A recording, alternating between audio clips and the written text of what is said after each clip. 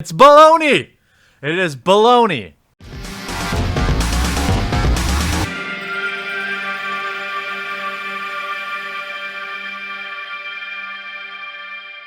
So the other day, our boy Rudy, who never fails to entertain at Alpha Investments, shared a little rumor about some level of partnership between Gamestop and Wizards of the Coast.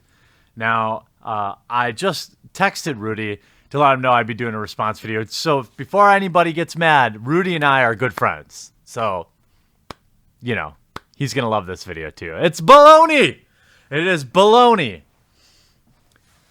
Anyway, so he shared what I have no doubt is some truthful information. I have no doubt that somebody told Rudy that GameStop and Wizards of the Coast were talking about some level of partnership. Now, I hope I'm not going too far out on a limb here, but this would be like Blockbuster partnering with, another video store like Family Video. It's like two, in the 90s or the late 90s. GameStop is a horrendous business, dying on the vine. Literally, when you go in their stores, it looks like some old lady's rummage sale. Just a wide variety of random floor stacks, products stacked to the ceiling, games on the walls, impossible to find. You have no idea what's new, what's used. The only thing anyone really knows about GameStop is that they built their model on suckering people into pre-buying games and I guess trading in games. I don't know anyone who trades in games to GameStop anymore when you can just as easily put them on eBay or anywhere else. Or save yourself the trouble and just throw them in the trash yourself when you're done with them because the amount of money you get for old games is minimal. He shared what is a rumor, or he had been told that they were partnering. Now, we already know GameStop very unsuccessfully sells Wizards of the Coast product. Well, if you remember a few months ago, they were blowing out Magic packs for 99 cents. Why, do you ask? Well, let's be real. If they were selling at $4 at GameStop, they wouldn't have to be blowing them out for 99 cents. So obviously GameStop is not working as a partner for Magic the Gathering. However, with the closure of Toys R Us nationwide, Wizards of the Coast just lost a lot of square footage in terms of retail space. Thousands, tens of thousands of square feet of retail space. Now, I still don't understand the buyer of Magic product at Toys R Us, given I've seen like their Pokemon fat packs for $50. I mean, the prices on Magic product are absurd. But the interesting thing was when Toys R Us announced that they were closing, they didn't fire sale the Magic the Gathering product. It was picked back up. So to me, if we use Occam's razor here, I'm sure that Wizards of the Coast is looking for more retail space. When you lose that level of footprint nationwide, you're going to feel it in sales, even if the only people that buy Magic the Gathering product are crazy old grandmas trying to buy this product for their grandkids, because as far as I know, nobody's going to pay $5 a booster pack willingly. Now, if you don't have, I mean, let's be honest, if you have a Toys R Us, you probably have a Walmart who at least has reasonable prices. If you don't have a local game store, obviously a local game store would be the ideal place to purchase your product. But there's a lot of reasons why there won't be sanctioned events at game stores. And the biggest one, I think, is simply logistics. When you look at the room in these stores, most of these stores are hole in the wall. Like I said, they're like hoarders of crap that nobody wants. Few people might go there to buy a new game. They might pre-order if the bonuses are good enough. But for the most part, everyone just buys their video games at Walmart or Amazon. This is just the reality. Times they are a-changin'. GameStop has been struggling for many years. I'm not entirely sure what's actually keeping them afloat. Maybe people forgetting to renew their, and people continuing to renew their like gamer club, forgetting to cancel it.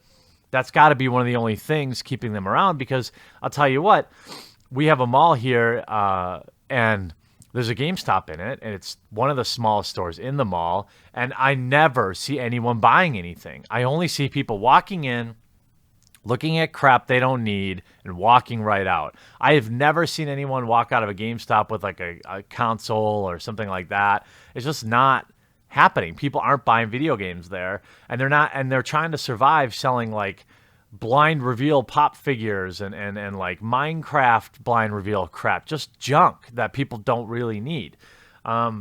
So, the concept that they would rebrand themselves is completely insane to me, because Wizards of the Coast did at one time, for you younger players, they actually did have retail locations, and they were a colossal failure. So the idea of Wizards of the Coast partnering in any official way to get more retail space inside of GameStops is insanity from a business standpoint. And also, where in the hell would people sit? Walk around a GameStop. Go in there. It's like a labyrinth of garbage there's no way you're getting 8 to 10 people even in there on a table. Maybe 8 or 10. What I think the logical truth here is that Wizards of the Coast is probably talking to a lot of people, trying to entice them to get some retail space in their stores. So since GameStop already sells Magic cards, they're probably talking to them saying like, hey, can we get a more dedicated space? Can we get like an 8-foot span on your wall? I've already seen GameStop selling entire booster boxes. So for them to host events, I don't think they're set up for it. And then when you look at a lot of the GameStop retail locations and malls, you're not getting into the mall after 9 o'clock to play in an event. In a lot of cases, if they're standalone, sure, maybe. I just don't see GameStop seeing this as any type of solution. I've often talked to owners of, I think one of the better combinations are like retro video game stores and Magic the Gathering shops. There was one, I think, down in Texas that Wizards took away their WPN status just because they sold vapes, which is stupid. But I could see that. I know a lot of local game stores sell like comics and retro video games, stuff like, things like that. And they also host events. But what I think is Wizards of the Coast is probably reaching out to anybody that they might be able to get some retail space for, because that is a logical solution. I don't think you're going to see any PTQs, RPTQs hosted at GameStops. Maybe I'll be wrong, but I think the whole thing is probably baloney, probably predicated on them just trying to get more retail space. But if it isn't, this is not a good thing for local game stores. They're already struggling, as Rudy accurately points out, to make most of their money selling Little Debbie snack cakes and energy drinks to their regulars. They're turning into the gas station model. People go to a gas station to buy gas because they need gas. But gas stations don't make any money on gasoline.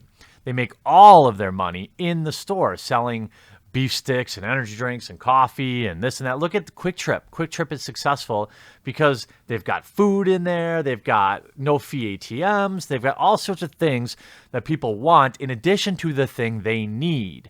Now, when you go to a WPN store, you used to be able to get a lot of things you need there. You used to be able to get like From the Vaults or, Modern Masters or things like of this nature that were WPN exclusive. In that manner, local game stores had something that Magic players felt like they needed. They have no other way and no other place to go, i.e. a gas station. So they would go there and maybe buy some other things.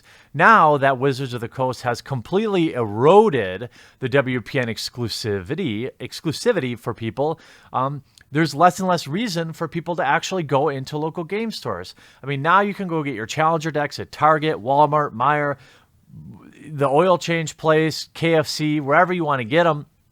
And so there's just no reason to go into a local game store anymore, and not enough of a reason. And I think what Wizards of the Coast, instead of worrying about putting their product in more places, this is a short-term solution. What they need is a long-term solution. And you know what the long-term solution is? Making local game stores great again. Making it a viable business that people want to invest in. Here's the thing. A lot of us say, well, I have to get my shit from Walmart because I don't have a local game store. Well, in America anyway, if running a local game store was a profitable venture, it would be there, or one would be very close, or a much larger, at the minimum, a much larger percentage of people would have a local game store because they would be profitable. I myself would own a local game store if they weren't a losing battle, if they weren't a labor of love. I guarantee you I would own one just to make a little bit of money and give back to the community. But there's no way I'd open one anymore. I think people, I admire their fandom, but it's an incredible task to try and be able to feed your family running a local game store. Sure, some people do it, but not many, not enough. Now, if Wizards of the Coast were to actually focus on putting out products that people would go to local game stores for, guess what happens? More people open local game stores. Guess what happens?